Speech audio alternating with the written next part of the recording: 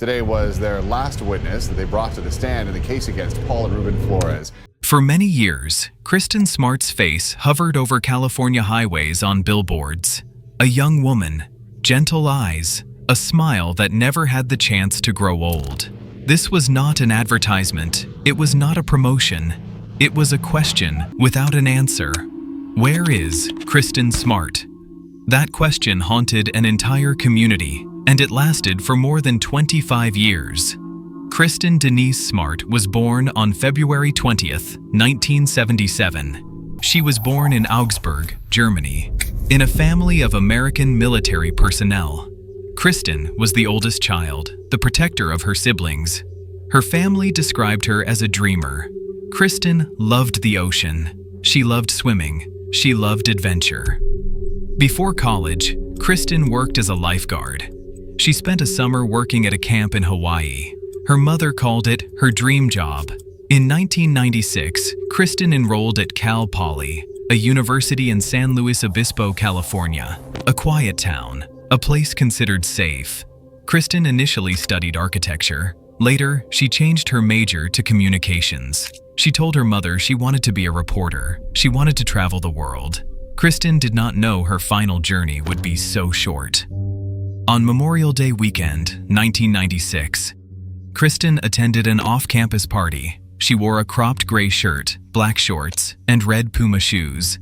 Her friend Margarita Campos remembered Kristin wanted to stay longer. The last thing Margarita said was, "Be careful." Around 2 a.m. on May 25th, Kristin was found passed out on a lawn. She could barely walk. Two students decided to help her back to her dorm. Their names were Tim Davis and Cheryl Anderson.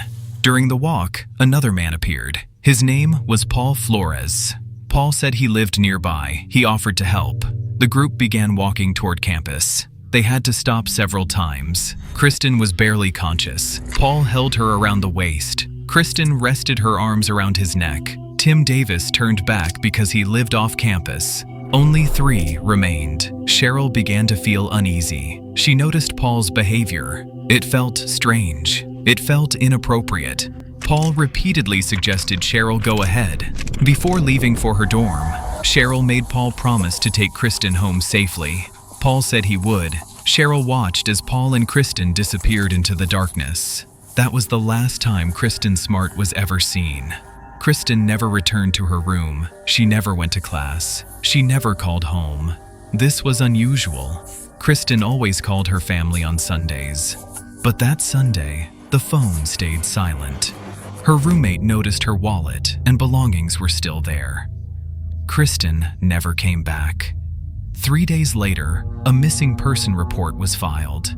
3 critical days were lost. Paul Flores became the focus. He was the last person seen with Kristin. Police noticed a bruise around his eye. His explanations kept changing. First, he blamed a basketball game. Then he claimed an accident. Cadaver dogs were brought into the dorm. 4 dogs, 4 alerts, all pointing to Paul's room. Specifically, the area near his mattress. There was no body. There were no charges.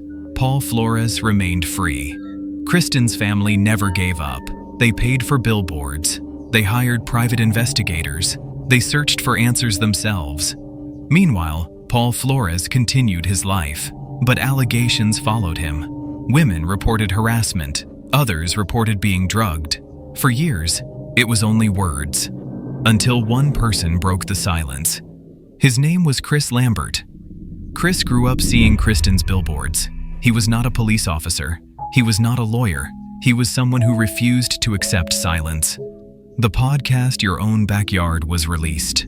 Witnesses began to speak. Old stories resurfaced. Pressure returned. In 2021, police searched the home of Paul's father. Cadaver dogs were deployed. Ground-penetrating radar was used. Beneath the wooden deck, investigators found biological evidence that a body had once been buried there. Paul Flores was arrested. He was charged with murder. In 2022, a jury reached a verdict. Paul Flores was found guilty. He was sentenced to 25 years to life. Kristin Smart has still not been found. Her family continues to wait, But Kristin is no longer forgotten. Her name is tied to campus safety reform. Her story reminds us the truth can be buried, but it cannot disappear forever. Kristin Smart, the girl who walked into the night and never came home.